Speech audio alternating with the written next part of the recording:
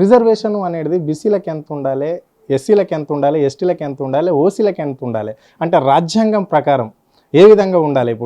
ఇప్పుడు 42% ఇస్తే అది ఏ రాష్ట్రంలో ఇస్తున్నారా ఇప్పటికీ ఈ ఇండియాలో? ఇక్కడనే ముందుగా అనుకుంటున్నదా ఈ ప్రభుత్వం? 50% లోపు ఉండాలని సుప్రీంకోర్టు చెప్పిందండి. డాక్టర్ కె కృష్ణమూర్తి కేసులో కర్ణాటకలో ఒక వర్డిక్ట్ ఇచ్చింది. దాని తర్వాత వికాస్ కిషన్ రావు గవాలి అనేటువంటి కేసులో మహారాష్ట్రలో చెప్పింది. దాని తర్వాత మధ్యప్రదేశ్ సంబంధించినటువంటి సురేష్ మహాజన్ కేసులో చెప్పింది. ఆ విధంగానే ప్రసన్న కుమార్ అనేటువంటి కేసులో ఒడిస్సాకు చెప్పింది. అన్ని రాష్ట్రాలలో ఒకటే పనిగా వాళ్ళు 50% దాటద్దని సుప్రీంకోర్టు చెప్పింది.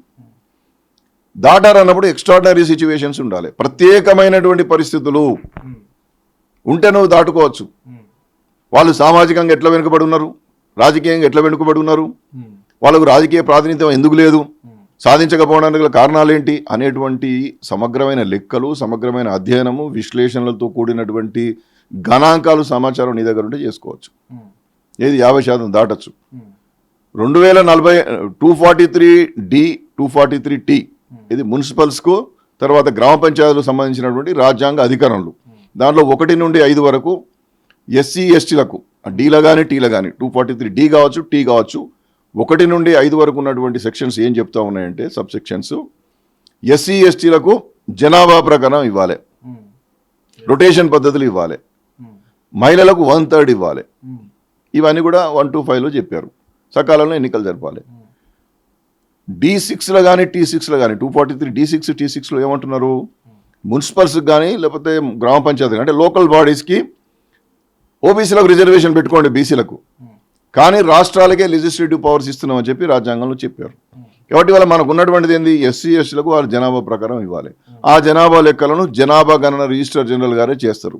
నువ్వు ప్రత్యేకంగా వాళ్ళకు లెక్కలు చెప్పాల్సిన అవసరం లేదు. 1950 నుండి సెన్సస్లే అయిపోతుంది వాళ్ళకు. అవి చూసుకొని నువ్వు చేసుడే. ఎంత ఉంటే అంత ఇవ్వాల్సిన దాన్ని ఏం లేదు. ఏ జిల్లాలో ఎంత ఉంటే అంత ఇవ్వాలి, ఏ ప్రాంతంలో ఎంత ఉంటే అంత ఇవ్వాలి. అది ఫిక్స్డ్ ఉండదు. ఒక జిల్లాలు ఎక్కువ ఉంటాయి, ఒక జిల్లాలు తక్కువ ఉంటాయి. సో ఎస్సీ ఎస్టీలకు పూర్తిగా ఇచ్చిన తర్వాత మిగిలింది కూడా రాజకీయ వెనుకబాటుతనం ఉన్నటువంటి వాళ్ళకి ఇవ్వాలి. మొత్తం బీసీలకు కాదు అది. మొత్తం వెనుకబాటు ఏది పొలిటికల్ ఎంపవర్మెంట్ లేనటువంటి వాళ్ళ, పొలిటికల్ అవకాశాలు లేనటువంటి వాళ్ళకి ఇవ్వాలి. అందుకోసం ఏం చెప్పినారు, కృష్ణమూర్తి కేసులో కానీ వికాస్ కిషన్ రావు గవాలి కేసులో కానీ you must appoint a dedicated commission for contemporaneous rigorous empirical enquiry into the nature local bodies within the state అన్నారు. సో ఎంటైర్లీ స్టేట్ వైడ్ మొత్తం జల్లెడబట్టి రాజకీయ వెనుకబాటుతనాన్ని తీసుకొచ్చి ఈచ్ లోకల్ బాడీ వైజ్గా పోయి జనాభా ప్రకారం ప్రపోర్షనేట్గా నువ్వు గణన సేకరించి అవి అన్నీ కలిపి కూడా మళ్ళీ 50% దాటకు అని చెప్పారు. ఈ 50% దాటాలంటే నేను ఇంతకుముందు చెప్పినట్టు ప్రత్యేకమైన కారణాలు ఉండాలి, ఈ విశ్లేషణలు ఉండాలి, ఈ వెనుకబాటుతనాన్ని చూపించాలి, ఈ రిప్రజెంటేషన్ లేనటువంటి తనాన్ని చూపించాలి. అందుకోసం సమగ్రమైన లెక్కలు కావాలి. ఆ సమగ్రంగా నువ్వు లెక్కలు చేయకుండా ఉన్న జనాభానే తగ్గించి నేను 42% ఇస్తా అనేటువంటి ఒట్టి మాటలు చెప్పి ఏదో తీర్మానం చేసి కేంద్రానికి పంపించి చేతులు దులుపుకుంటా అంటే నువ్వు నిట్టనిరునా బీసీలకు మోసం చేసినట్టు. నువ్వు ఇక్కడ ఇచ్చినావు, నేనేమంటున్నా, నువ్వు 42 నువ్వు ఇచ్చినావు, చెప్పి ఎలక్షన్లో చెప్పి గెలిచినావు, బీసీలంతా నీకు ఓట్లు వేసినారు. అది నీ రెస్పాన్సిబిలిటీ, మా రెస్పాన్సిబిలిటీ కాదు. ఇతర రాష్ట్రాలతో మాకు సంబంధం లేదు. ఆడ 69% విద్యా ఉద్యోగ రంగాల్లో తమిళనాడులో చేసుకుంటాడు, పార్లమెంట్లో పెట్టుకున్నాడు, ఆమోదం చేసిండు, 9th షెడ్యూల్లో పెట్టుకున్నాడు. అది కూడా ఛాలెంజ్ అయింది, సుప్రీంకోర్టులో ఉన్నది. కానీ వాళ్ళు కాపాడుకుంటారు, వాళ్ళకు నిబద్ధత ఉన్నది. అక్కడ నితీష్ కుమార్ కొట్లాడుతాడు, సుప్రీంకోర్టులో కూడా కొట్లాడుతాడు. నువ్వు ఆ విధంగా చేయవని మేము అంటాను. ఎలాగో గ్రామ పంచాయతీలకు, మున్సిపల్లకు, జడ్పీటీసీలకు గాడి తప్పింది, పాలనకు మొత్తం మృగ్యం అయిపోయింది, ఏమి లేదు ఆడ. ఇంకో 5 నెలలు కాకపోతే 6 నెలలు ఆగు, ఎలక్షన్లకు ఏం లేదు, తొందర ఏం లేదు. ఇప్పుడు నువ్వు గెలిచేది ఏం లేదు, నీకు ఓట్లు వేసేవాడు ఇవ్వలేడు. నిబద్ధతగా చేసి గెలువు. నువ్వు 42% కోసం కొట్లాడితే బీసీలంతా నియమబడి ఉంటాం కదా. రేవంత్ రెడ్డి జిందాబాద్ అంటాం మేము, చెయ్యి మరి.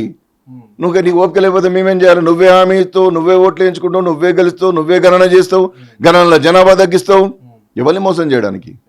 కాబట్టి వట్టి మాటలకు భ్రమపడడానికి, మోసపోవడానికి బీసీలు సిద్ధంగా లేరు. నిబద్ధత నిరూపించుకో, సుప్రీంకోర్టు రివ్యూ పిటిషన్ అయ్యి కొట్లాడు, లార్జర్ బెంచ్ చేయించు, 42% రిజర్వేషన్ తీసుకురా. మీ ఎస్సీ ఎస్టీ బీసీలు నీకు పాలాభిషేకం చేస్తాం నువ్వు కనుక మా జనాభా ప్రకారం మాకు ఇస్తే.